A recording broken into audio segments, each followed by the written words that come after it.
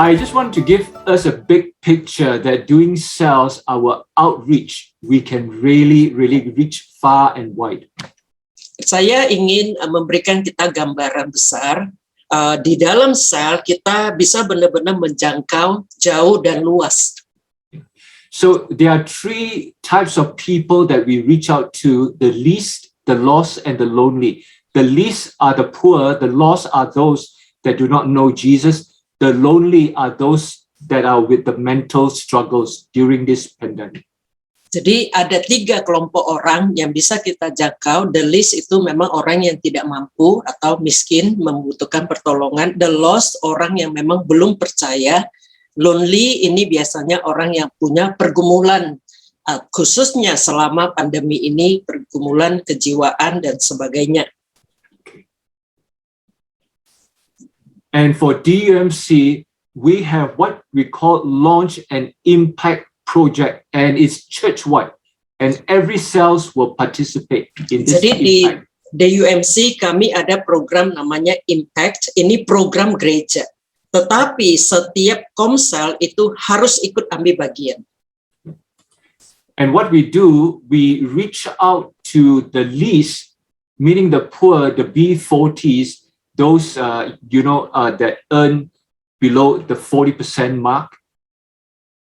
Jadi ini untuk yang kurang mampu, kami menjangkau mereka yang dengan penghasilan yang di bawah upah minimum mungkin. Yeah. And we have blessed 539 households. These are families and 16 communities. Communities are in the hundreds. Yeah. Jadi this is during the pandemic. Yes. Jadi selama pandemi kami sudah mendukung 539 KK dan juga 16 komunitas. Komunitas ini ada komunitas yang miskin, mungkin pemulung, pengungsi, pekerja migran dan sebagainya. And this figure that is captured here is only for the month of August, which is August 1st to 31st. Ini angka di sini hanya selama bulan Agustus. So we have been doing this impact since last year, close to 1.5 years. Jadi hanya kami mulai lakukan ini sejak tahun lalu setelah pandemi, jadi sekitar 1,5 tahun. So we have reached out to more than 20,000 people.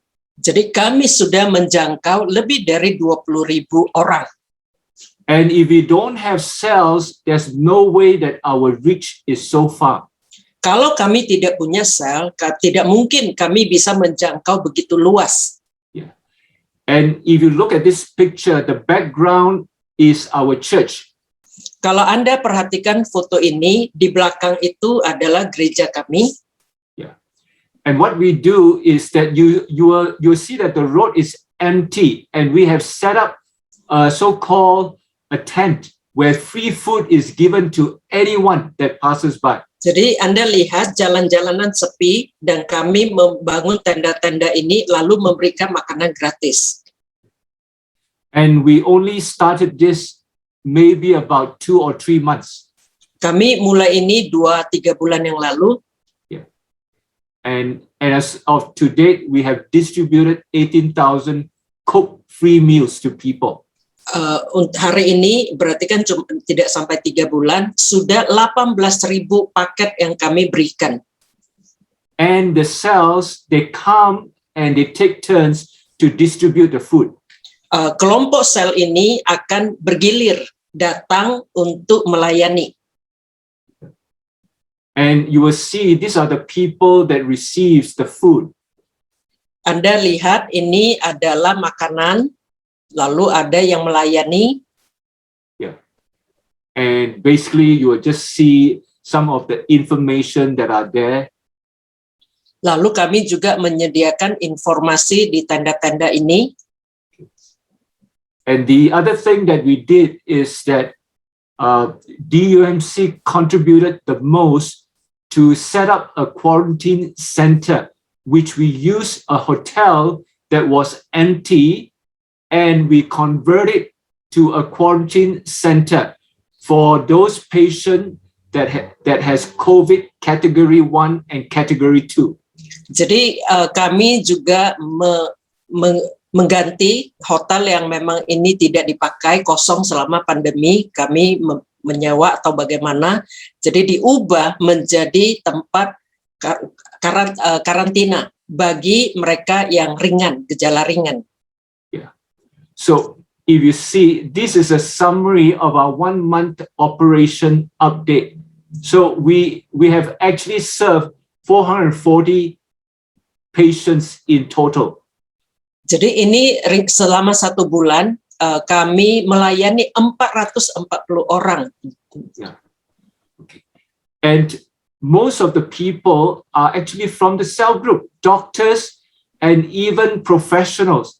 They go there and they not only, be the front liners, they also be the cleaners in the hotel, in also the surrounding of the hotel grounds. Jadi yang melayani ini adalah anggota-anggota Komsel. Ada yang dokter, ada yang juga termasuk membantu menjaga kebersihan hotel itu, termasuk juga tempat-tempat umum di tempat yang kami sediakan untuk karantina. And of course, in this endeavor, we work with an NGO because for a church, we cannot go in and say that we are a church. Jadi tentu kami bekerja dengan LSM karena sebagai gereja kita tidak bisa masuk. Jadi kami bermitra dengan ada lembaga swadaya masyarakat. And in order to reach out to the lost, we have what we call the virtual cell groups and the virtual church. And in this case, like what we are doing right now, the Zoom. Yeah. Jadi untuk menjangkau mereka yang belum percaya, inilah yang mungkin seperti kita lakukan ini, kami ada cell group yang virtual, daring, dan juga gereja daring. Yeah. And we do reach out even like during Chinese New Year, and we do it via Zoom. Dan kami bahkan menjangkau keluar untuk perayaan Imlek, kami lakukan dengan Zoom juga. Yeah. And if you look at this picture here at the far left corner, that is my wife. Anda lihat yang paling ujung itu Semu Fung Ling. Yeah. And this is the church. It is like a church plant. It is like what you call a preaching point. Okay. Dan yang gambar kedua ini adalah gereja baru kami yang baru kami tanam. Jadi pos penginjilan. Yeah. So it is less than 2 years old, and in average we have about 120 people. Umurnya masih belum genap 2 tahun, kami sudah memiliki sekitar 180 orang. 120 orang. 120 orang. Sorry. It's okay. And then we also have our Christmas outreach. Kami juga melakukan penjangkauan pada waktu Natal. Yeah. And just about 1 or 2 weeks back, I was teaching the Trinity Methodist Church, which is our grandmother church, and they also wanted to know about the cell. And these are all zone leaders here. Jadi 2 minggu yang lalu saya juga mentrain dari Trinity Methodist Church. Mereka adalah nenek yang melahirkan kami.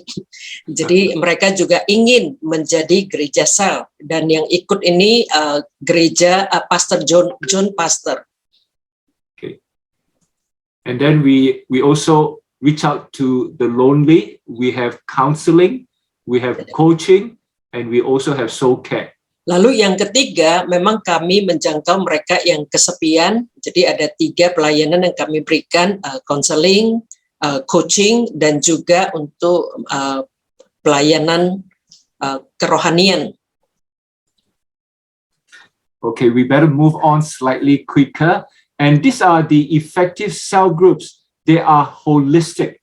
Jadi sel yang efektif itu dia adalah holistik.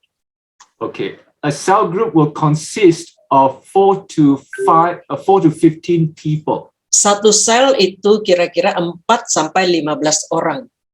And the members gather every week. It's either on Wednesday or on Friday nights. Jadi mereka berkumpul, pertemuan sel itu setiap minggu. Kalau tidak Rabu, itu Jumat. And then the third point here is that they also support one another the other 6 days of the week. Jadi 6 hari ketika tidak ada ibadah, artinya setiap hari mereka juga saling mendukung. And a holistic cell, they also reach out. Sel yang holistik, mereka juga menjangkau keluar. And in the cell, we will always look for new leaders to mentor, and we want to grow them so that they will multiply the cell. Jadi di dalam sel juga kita akan selalu memperhatikan calon-calon pemimpin yang dimentor dan kemudian akan diutus untuk memimpin sel baru. So group multiplication is actually the prime goal in the cell. Jadi goal utama kami di dalam sel ini adalah pelipat gandaan. Okay. So all of this is biblically founded. Jadi semua ini berdasarkan Alkitab. Yeah. And the 2 of the biggest so-called verse is the Great Commandment and as well as the Great Commission. Jadi ada 2 perintah yang utama, itu perintah yang utama atau amanat kasih dan kemudian amanat agung. Yeah. For the Great Commandment, this is where to love God with all our heart, soul, and strength and mind.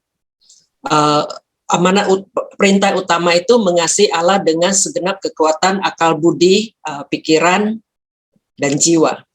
So we need to look upward. This is to love God. Itulah kita melihat ke atas, mengasihi Allah. And then the second is this, where we are to love our neighbor as ourselves. Inward, we are to love our own people, love people. Jadi inward ke dalam, kita mengasihi sesama. Yeah. And then we know about the Great Commission, Matthew 28, 19, 20. Lalu amanat agung, Matius 28 ayat 19 dan 20.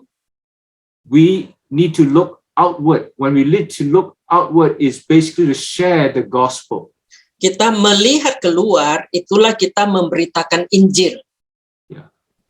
And then the next word is the word forward.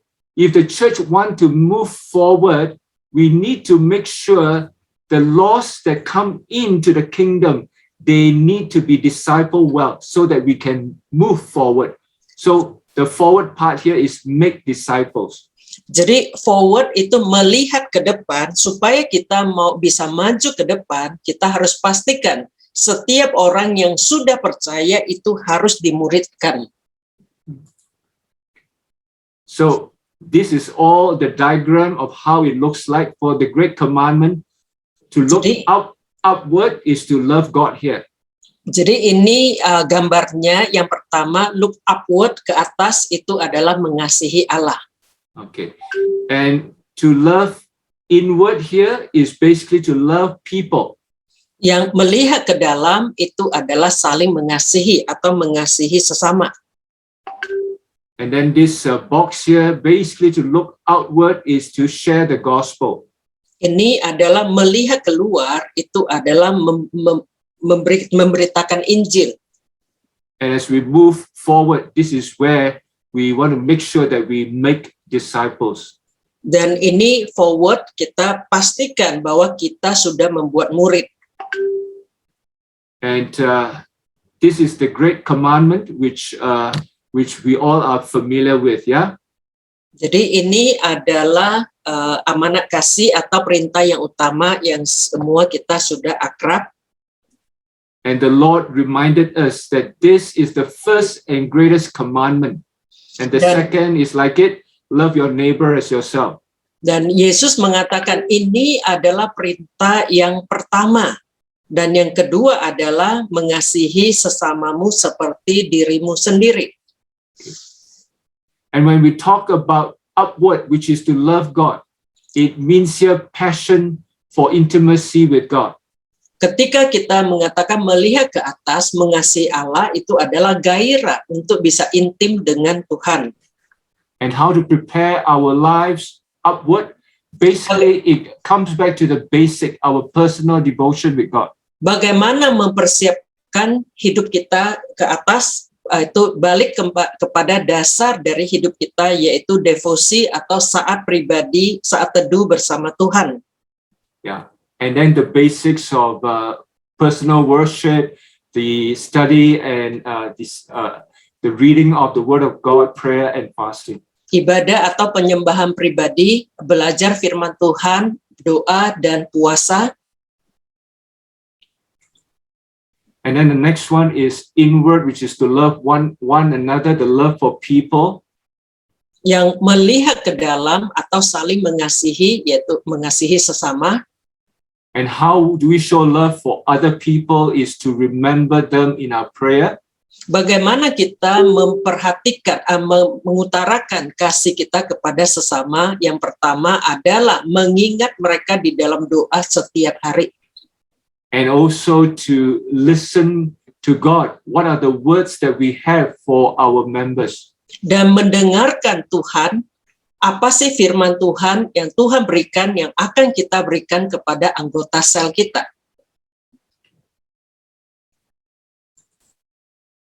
And then we want to prepare our heart for the Great Commission. Lalu bagaimana mempersiapkan hati kita untuk amanat agung? Yeah. And Jesus gave this very last words and he made it very clear. Therefore, go and make disciples of all nations. Yeah. Yesus memberikan perintah yang terakhir ini dan dia begitu jelas menyatakan kepada kita, pergilah. Karena itu pergilah, jadikanlah semua bangsa muridku. And you can read the rest, Pastor Paul. Yeah. Dan baptislah mereka dalam nama Bapa dan Anak dan Roh Kudus, dan ajarlah mereka melakukan segala sesuatu yang telah kuperintahkan kepadamu, dan ketahuilah aku menyertai kamu senantiasa sampai kepada akhir zaman. And the Lord promised this, surely I'm with you always. Tuhan berjanji, aku akan menyertai kamu senantiasa sampai kepada akhir zaman. And the outward part here is the word go. Okay, therefore go. Jadi kata kunci di sini adalah kata maka pergilah. The word go is actually like a cannonball that shoots out from the cannon. You are thrust out. Jadi kata pergi itu seperti meriam, seperti bola yang ditembakkan dari meriam. Yeah, okay. So in this case here, we want to go out to share the gospel, to befriend the lost. Dalam hal ini kita mau pergi keluar untuk membagikan Injil, menjadi sahabat bagi orang yang belum percaya. And then this to me is the most important of all. Basically is to mobilize the disciples. Jadi bagi saya ini adalah paling penting, yaitu bagaimana kita sebagai pemimpin memobilisasi para murid. When we pour our lives to the members will pour their lives to members. Ketika kita mencurahkan hidup kita untuk anggota kelas meeting kita, mereka akan mencurahkan hidupnya bagi orang lain. And when we grow our leaders will grow another group of leaders. Ketika kita menumbuh kembangkan para pemimpin kita, mereka juga akan menumbuh kembangkan orang lain. So make disciples is the clarion call from Jesus himself. Dan membuat murid adalah panggilan dari Kristus sendiri. I am very passionate about making disciples, and I have my own mission statement. Dan saya sangat bergairah untuk membuat murid. Saya juga punya pernyataan misi sendiri. Yeah. Laboring in the lives of a few. Bekerja di dalam hidup beberapa orang. With the intention of imparting one's life. Dengan niat untuk membagikan hidup sendiri. God's word. Membagikan firman Tuhan. And the gospel. Dan Injil. In such a way. Dengan sedemikian rupa.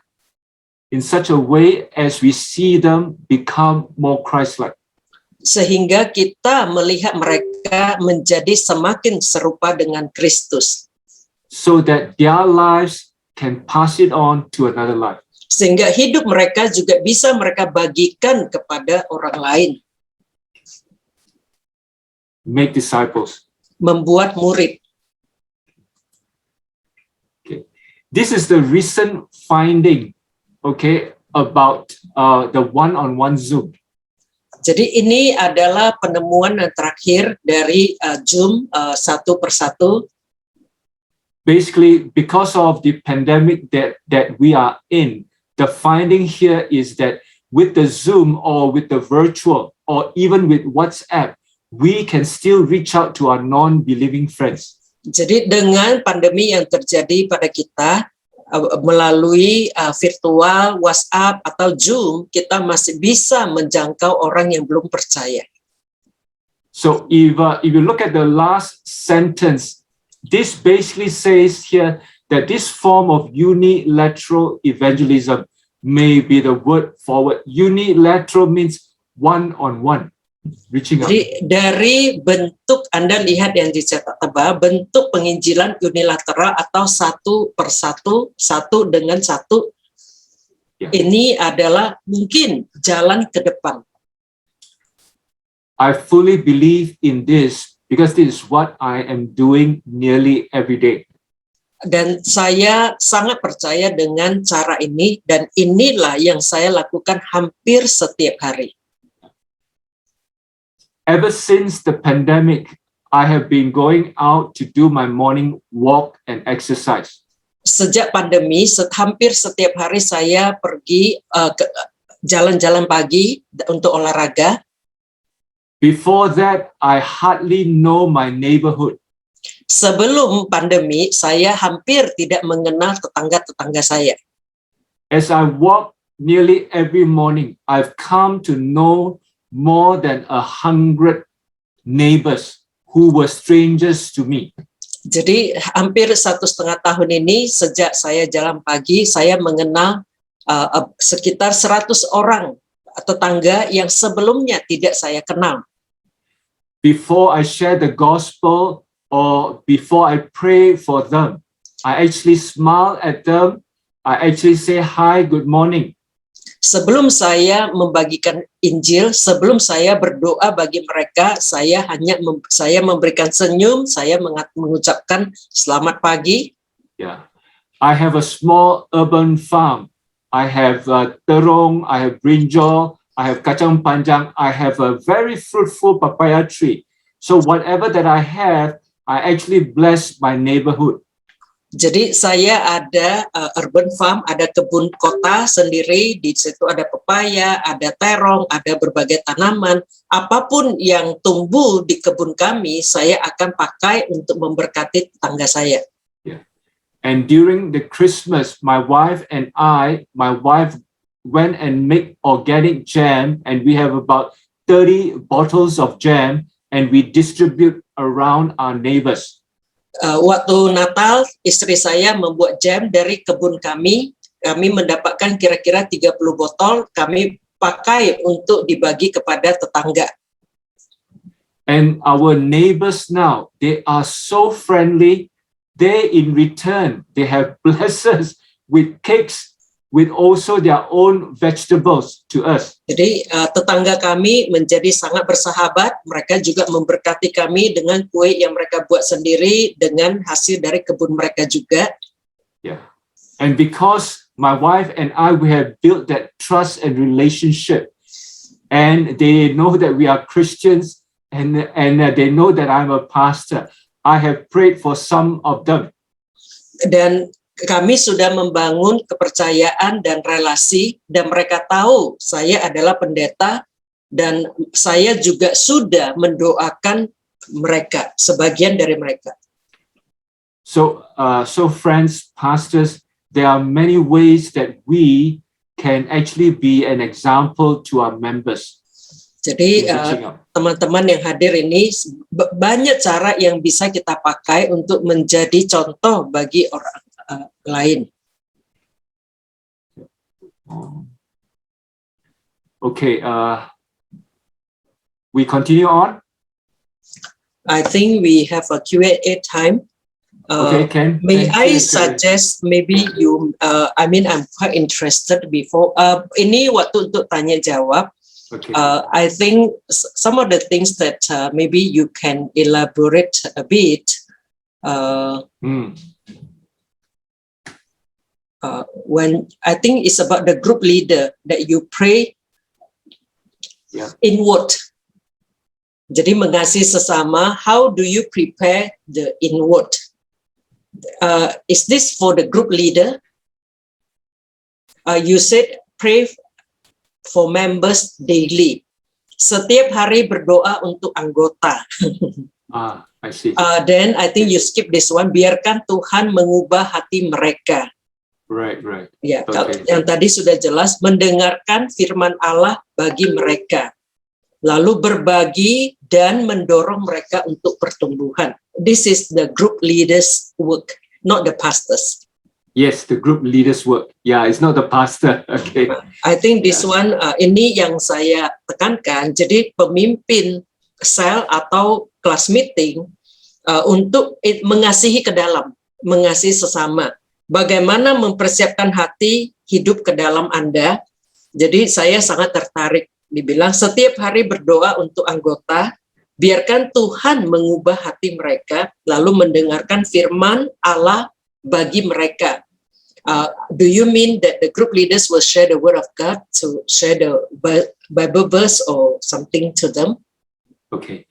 So the other 6 days of the week, when the cell leader pray for the members, the Spirit of God will reveal certain things. So he may send a verse for certain of the member to encourage the person.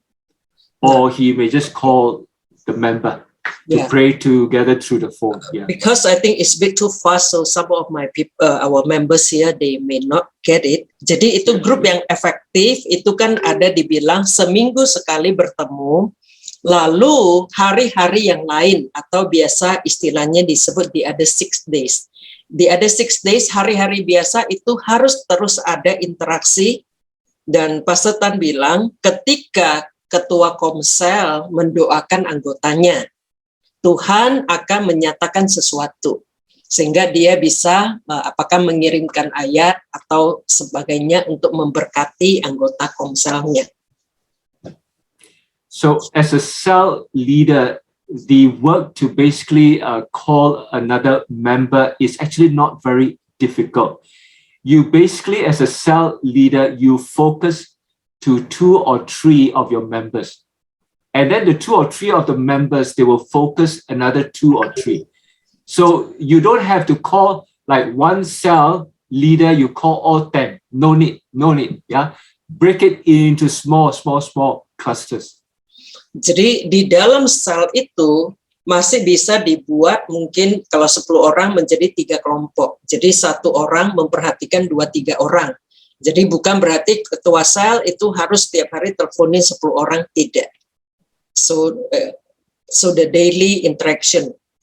Are they using WhatsApp group also like us here? Yes, very much so. WhatsApp is the thing for Malaysian, yeah. Yeah. And apparently for the world usage of WhatsApp, Malaysia is in the top 3. Okay. Jadi Malaysia juga masuk peringkat 3, kayaknya kita peringkat 1 itu, karena kita menang banyak orang. Yeah. Pak Abdi, jadi kita sekarang masuk Q&A ya. Apakah sudah ada pertanyaan? So a few question Yes. from this one, bisa taruh di grup. Yes, ya, Miss. Tadi ada beberapa pertanyaan yang Ya. sudah sempat kita. Ya. Tadi ada beberapa juga yang ada satu pertanyaan yang tadi Miss Paw Liang coba untuk jawab ya, dari pertanyaan ya. Dari.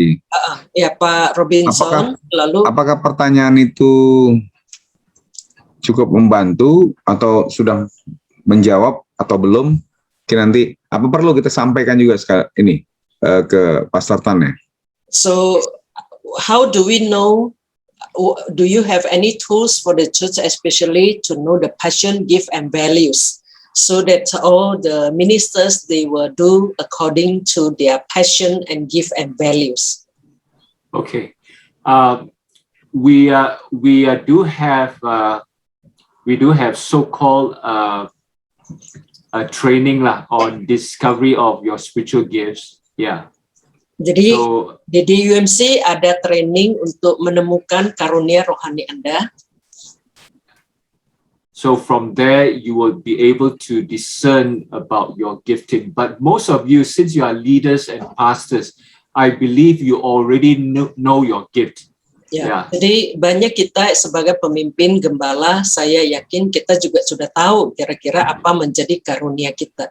Nanti ini bisa kita bagikan, yang sudah ada bahasa Indonesia, nanti kami bisa bagikan. Ya, oke.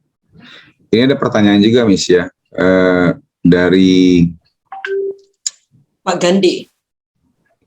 Sebenarnya ini ada pertanyaan dari Pak SM Nenggolan juga dari atas. Itu apa peranan distrik? Mungkin wilayah, ini bukan kepesertaan kali ya. Iya, karena ini memang konteks GMI dibuat di sini. Ya. Jadi saya juga pikir ini mungkin kurang tepat kalau ditanya ke beliau, karena Pastor Tan tentu tidak memahami konteks GMI kan, tentu. Jadi mungkin kita ya. Nextnya saja ya, karena Pastor Tan 1 jam lebih awal dari kita, udah mau jam 10 dia. Oke. So another question from in the DUMC, how do you divide the schedule for the cell and zone and the celebration, weekend celebration? The cell, the zone. I think it's a little bit misunderstanding. Zone itu, do you have the meeting in the zone? Okay. Yeah. All the zones, we meet for one church service, or we call it celebration. The zones are basically cells that are so-called structured under the zone. And the zone, they will have their cell meeting in a different day from the weekend. But the zone also, once a month, you come together. Yes. We come together once a month for prayer, the zone. So is that mean that then the cell will not have meeting that week? Okay, the cell will still have a meeting. It is really up to the zone pastor, but usually the meeting will still go on. The cell meeting will still go on. Jadi ini ya Pak Gandhi, jadi hari mereka ibadah raya itu ada yang Sabtu, ada Minggu. Jadi bagi mereka Sabtu itu juga sudah termasuk. Jadi ada pilihan karena gerejanya besar. Lalu Komsel itu harus menetapkan apakah bertemu hari Jumat atau hari Rabu. Jadi hari lain bisa dipakai kegiatan lain. Lalu zone sebulan sekali, berarti satu anggota diharapkan ibadah 2 kali, satu di sel, satu ibadah Minggu gitu ya. Lalu zone itu sebulan sekali, zone pastor itu, cell group leader itu akan berkumpul dan itu tergantung mereka. Jadi ada anggota juga yang ikut untuk doa bersama. Itu sebulan sekali. Oke. Then another question, how is the membership in the cell group? Is that per family, per gender, or age? How do you group the cell? Okay, that's a good question. For the cells, we have various categories. For example, we have the young adult cell group. Jadi kami kelompok sel ada berbagai kategori, ada juga yang dewasa muda atau biasanya kita sini sebut pemuda. We also have cell groups for family. Juga ada komsel yang family. Do you mean couples or young families? These are more for young families. Yeah. Jadi untuk pasutri muda karena mereka juga masih ada anak-anak. Yeah. We also have cell groups that are very mixed. They are old people, they are young family, they are also young adults. Yeah. Tapi ada juga cell group yang campur-campur, ada orang tua, orang muda dan sebagainya. Basically, if there's any visitor that wants to join a cell, they will know that this is a young adult, this is a mixed cell group, this is basically a family cell group. Yeah. Jadi kalau ada orang baru, mereka mau berkumpul, mereka akan melihat ini sel untuk anak muda, sel yang campur-campur, ada sel yang memang khusus keluarga muda. So we have close to 400 cell groups, so the people can actually choose. So it's not a problem. Karena sekarang sudah hampir 400 sel, jadi mereka banyak pilihan, mau ikut yang mana saja bisa. So I think some of them you cannot answer because how this church cell structure can apply into the Methodist Church in Indonesia, of course you can answer. Lalu, how can we apply this cell church into the music team or teenagers? Is it the same principle? Okay. Then the other one, how to encourage small members church with less enthusiastic to join the cell. Okay. This is their struggle. How to encourage? Maksudnya Pak Martin anggota yang muda gitu ya. Orang yang anak muda yang kurang antusias gitu ya Pak Martin ya. Okay. Okay. Yeah. So the one question is how can this system apply into the worship team or the music team and the teenagers? Yeah. Then the second question is how to encourage some people who are less enthusiastic to join cell group. Bapak Ibu, kalau ada yang mau memperjelas sudah bisa di-unmute ya. Yeah. Okay. Let's take one question at a time. Okay. Yeah. So for those that belong to the worship team, they can have a cell group where all the worship team meets together. That's not a problem. Yeah. Because the worship team members, they are very unique. They can only meet at a certain time or date, So please, if they can gather together as a cell, that is even better. Yeah. So we also have what you call a youth cell group. We have a youth cell group. We have children's cell group as well. So that at their age category, they are able to connect better. And for the children's cell group, we actually have an adult cell leader. Jadi kami untuk misalnya kalau kelompok tim ibadah, tim musik mereka mau membentuk sel dengan jadwal sesuai mereka itu boleh saja. Dan di gereja kami juga mengelompokkan anak-anak dan remaja di dalam sel. Untuk anak-anak dan remaja biasanya pemimpin selnya itu orang dewasa. Yeah. I want to answer the first question. How can you implement cell in the Methodist Church in Indonesia? Okay, let me try to explain in DUMC. Okay. Jadi saya akan mencoba menjawab bagaimana Anda dapat terapkan di GMI. Saya mencoba menjawab dengan DUMC. Actually, the Malaysian Methodist and Indonesian Methodist not much different. Jadi secara umum gereja Metodis Malaysia dan Indonesia itu tidak banyak berbeda. Yeah. DUMC, it stands for Definitely Unusual Methodist Church. Jadi DUMC itu Definitely Unusual Methodist Church, artinya memang gereja Metodis yang tidak lazim. Okay. Actually, the name is Damansara Utama Methodist Church. Jadi namanya Damansara Utama itu nama dari jalan atau lokasi mereka. Our senior pastor, which Pastor Paw Liang, you know, the former senior pastor, Pastor Daniel Ho, yeah, he went ahead to do cell church, even though the Methodist hierarchy, they are not for it, okay? So that is why the pastor in charge, which is Pastor Daniel at that time, he went ahead. And this is where we see the growth of the cell in DUMC. And we were facing also a lot of problem from the Methodist hierarchy. Okay, just to let you know. Jadi pada awalnya pendeta kami yang merintis sekarang sudah pensiun, banyak many of us also know Pastor Daniel because he came to our district also few years ago. Jadi Pastor Daniel dia memulai gereja sel ini meskipun banyak tantangan dari distrik dan sebagainya, tapi dia jalan terus.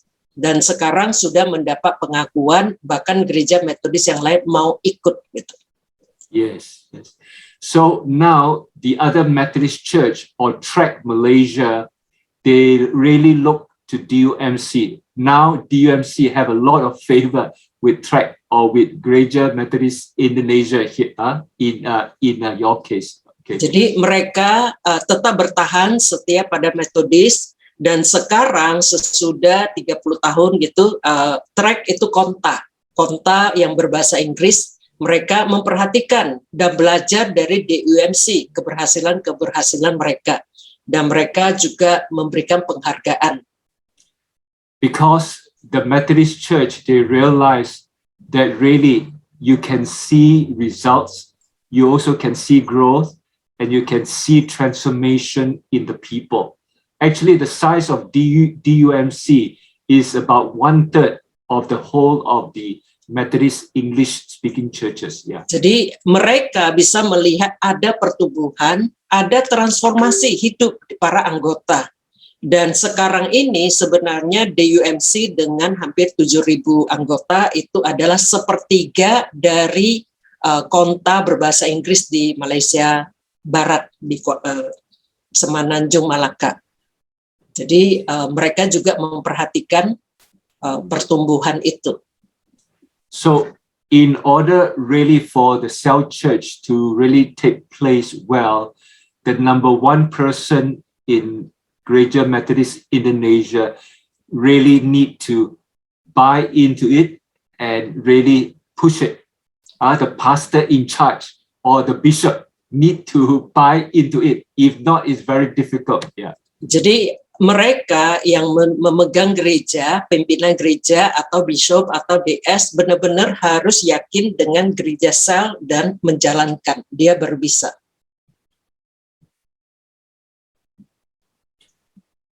My encouragement is start small. Jadi masukan dari saya, kita mulai dengan kecil.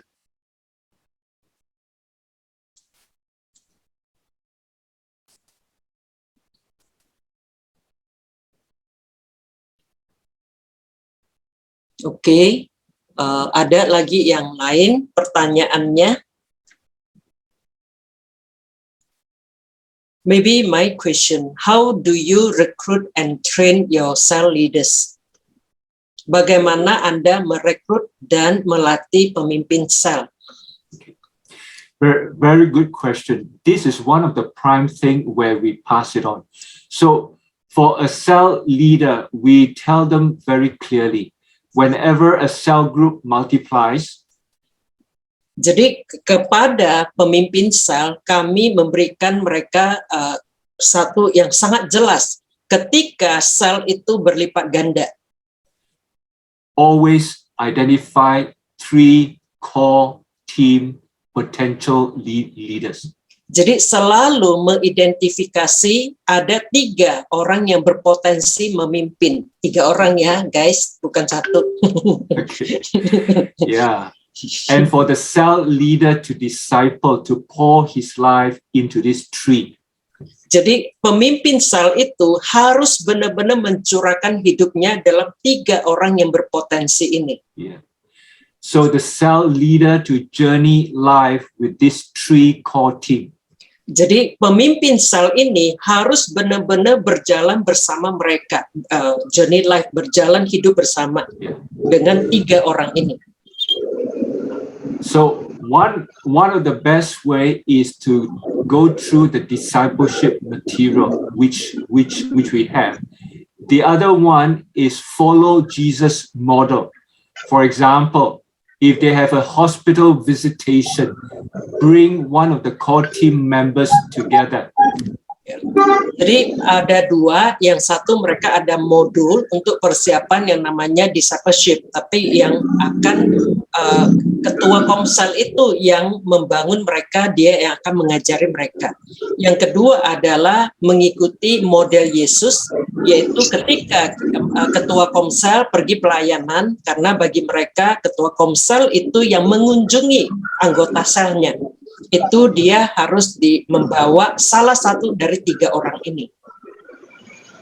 And also during the cell meeting, these 3 core team, they are being put to lead one of the 4 W's, like to lead worship or to lead the discussion word. Yeah. Jadi minggu depan kita akan membahas tentang agenda sel.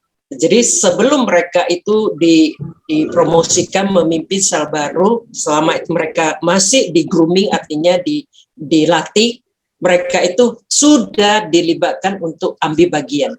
Jadi memimpin bersama dengan ketua komselnya.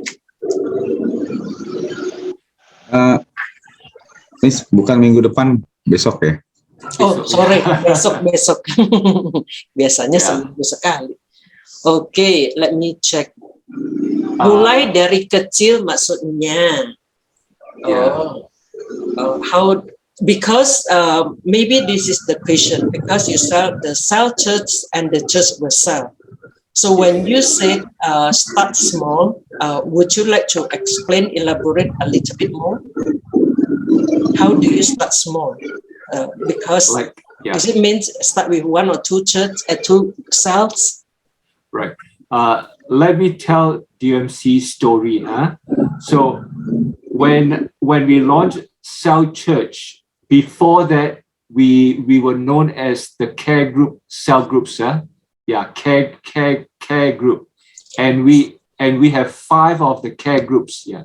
Sebelum kami menjadi gereja sel, di gereja kami itu sudah ada 5 komsel yang kami sebut caring cell gitu ya. Jadi sudah ada 5 kelompok yang pemerhati. So when we adopted Cell Church, we actually prepare our members, and this is how we are going to go about to do the Cell Church, and we prepare our members first.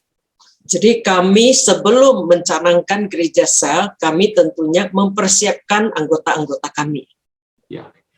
And from this 5 of the cell groups, we basically identify and appointed a new cell leader.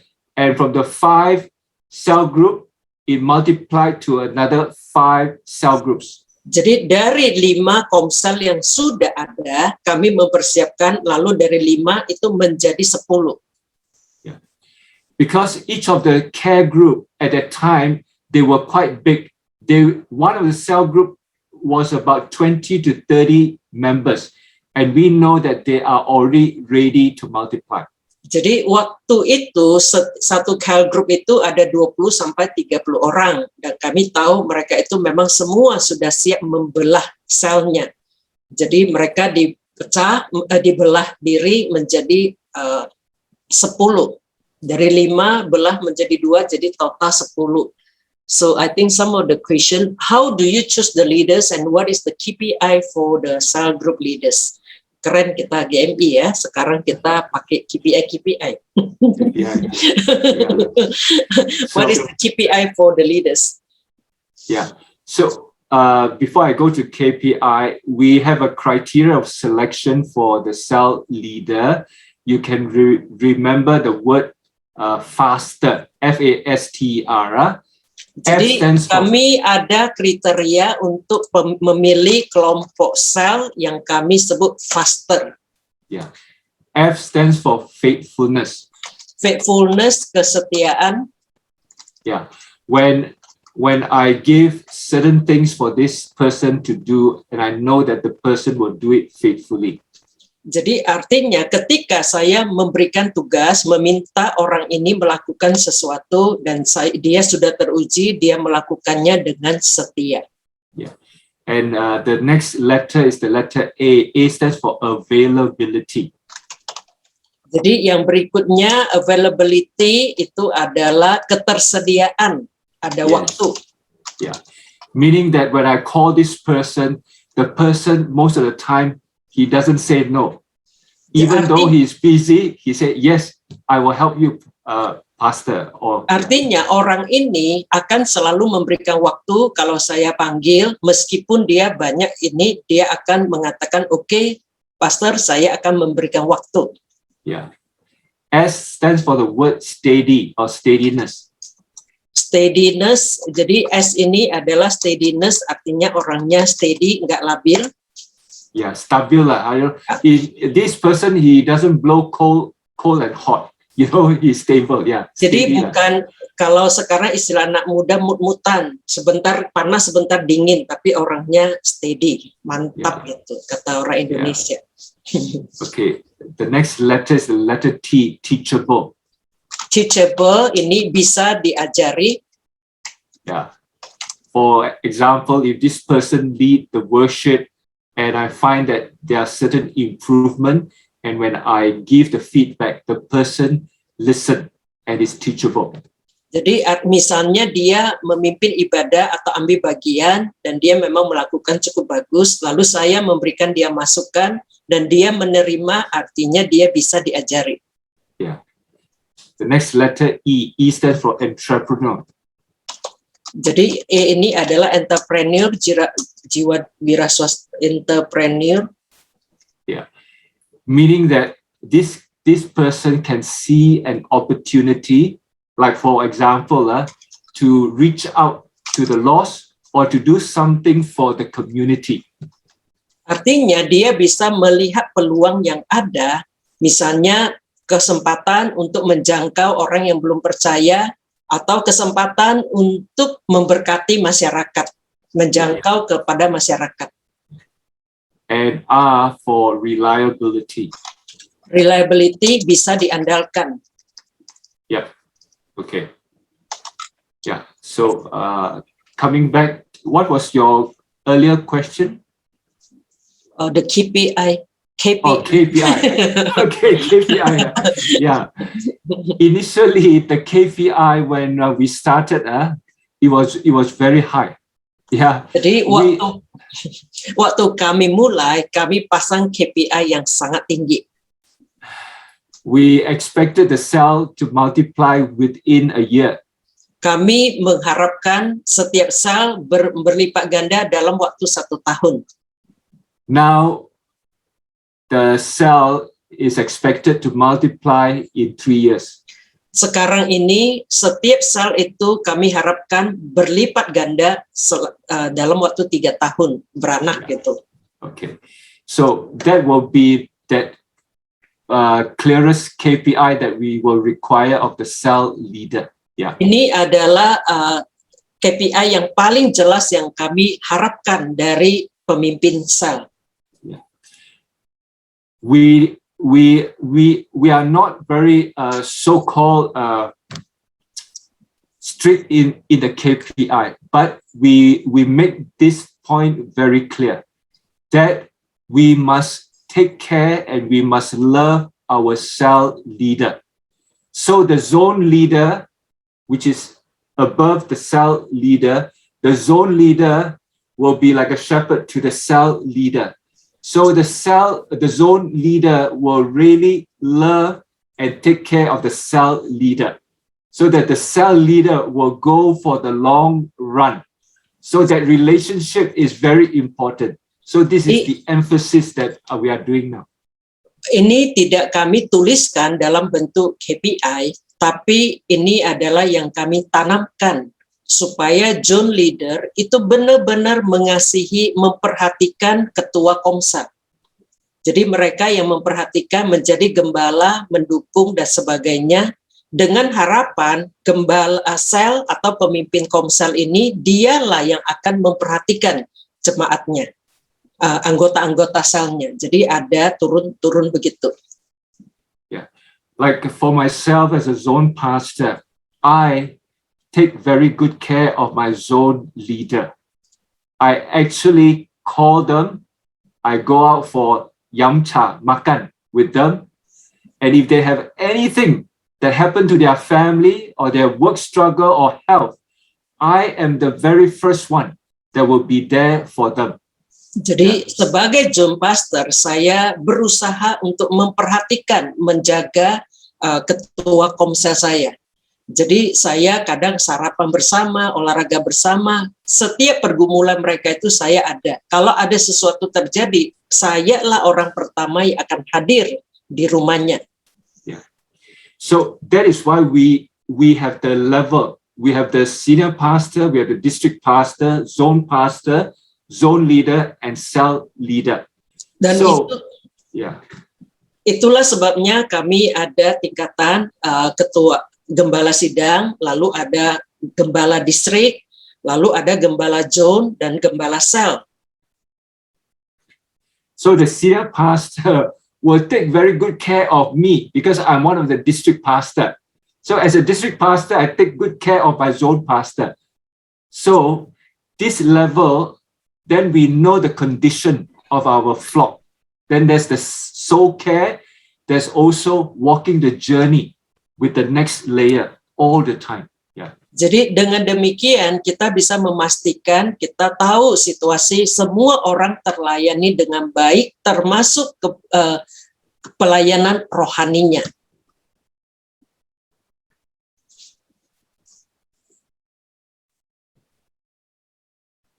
So this is another question.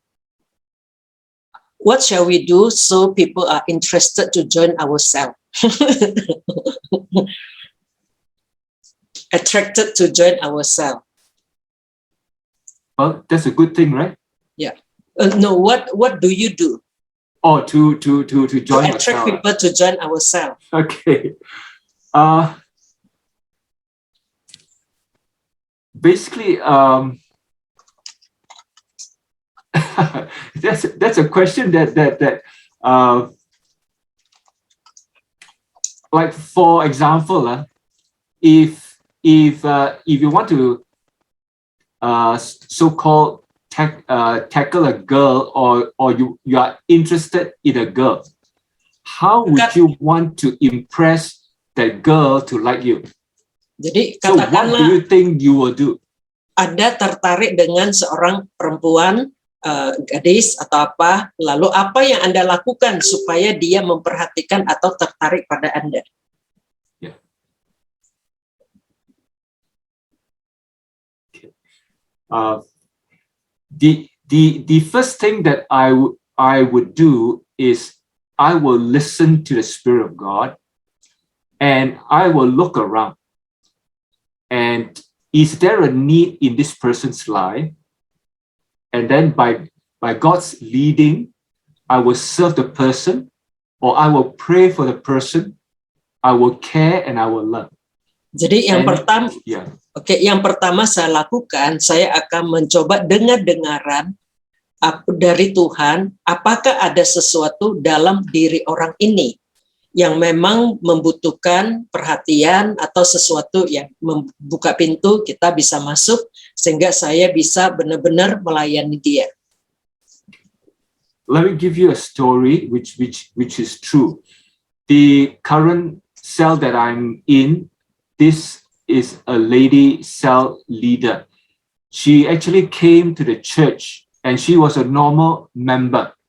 She was going through a depression because she just broken off a relationship with her boyfriend. Jadi ini cerita yang sesungguhnya ada yang di anggota kami. Jadi dia hanya anggota biasa, datang pergi biasa. Waktu itu dia mengalami depresi karena baru putus cinta dengan pacarnya. So basically what I did was I listened to her, and it was some journey. It wasn't an overnight thing. I listened, I prayed for her, and I showed care. Lalu saya mendengarkan dia, saya mendoakan, dan ini bukan hanya sehari 2 hari, ada satu kurun waktu tertentu. Saya memperhatikan, mendengarkan, mendoakan, dan benar-benar memperhatikan dia. Yeah. And whenever I deal with the opposite sex or opposite gender, I will always bring my wife in. Okay. Kalau saya melayani perempuan atau yang lawan jenis, saya akan selalu melibatkan istri saya. Yeah. So I invited this young lady to my cell group. Initially, she was very suspicious. She don't want to open up and all these kind of things she kept to herself. Jadi kemudian saya mengundang ini perempuan muda ini ikut di dalam komsel yang saya pimpin. Awalnya dia sangat curiga, dia sangat tertutup dan tidak mau berbagi. Yeah. I continue to treat her with love like a father loving his daughter. Saya terus memperhatikan dia dengan penuh kasih seperti seorang ayah kepada anaknya. Yeah. And I see that she has got potential. I slowly expose her to do certain things in the cell. Lalu saya melihat dia mulai tertarik, lalu saya berangsur-angsur melibatkan dia di dalam kegiatan sel. As of today, she is a cell leader and she is one of my best cell leaders. Dan hari ini dia adalah pemimpin sel, dia adalah salah satu pemimpin sel saya yang terbaik. And whenever she sees me, she calls me daddy, she call me father. Okay. Setiap kali dia melihat saya, memang dia memanggil saya daddy. Yeah. So, friends, it takes time. It is not an overnight thing. Please come to my cell. You know, we have got all this big makan time and things like that. No, it's not. It's a relational thing. Jadi ini perlu waktu, tidak bisa instan, dan juga harus relasional. Jadi ada relasi yang bagus. Maybe this is the question. Maybe this is the last one. It's more than 10 p.m. for you. So now I think this is the big question for many of us. Many of us in our church, we are just with cell. Benar ya? Just with cell. Lalu the question is, how can we implement what you are saying into our church and maybe slowly grow into a cell church? Okay. The number one person is the pastor in charge. The pastor in charge needs to be very clear that you want to be a cell church, and then you move along that. If you have decided that you want to be in a cell church, there will be obstacles. Please take note. Kalau menurut saya yang paling penting itu adalah gembala sidang. Apakah Anda sangat jelas akan masuk memimpin gereja ini menjadi gereja sel, dan coba perhatikan akan ada tantangan. So you need to share the vision and the mission. Why are we doing cell church? So that they understand fully that this is not something foreign. It is from the Bible.